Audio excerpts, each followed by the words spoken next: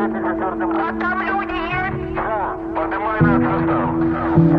Поднимаем, начальника состава. Так, всех, весь офицерский состав, офицерский корпус поднимай.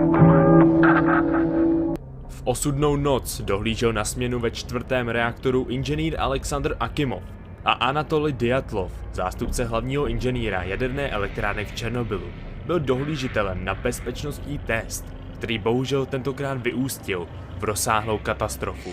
Na několik let skončil ve vězení, ale již v roce 1990 byl propuštěn jako součást všeobecné amnestie.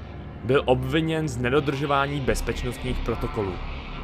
Během technické zkoušky v černobylské jaderné elektrárně na severu Ukrajiny dojde k abnormálnímu vzrůstu výkonu a následnému prudkému zvýšení tlaku páry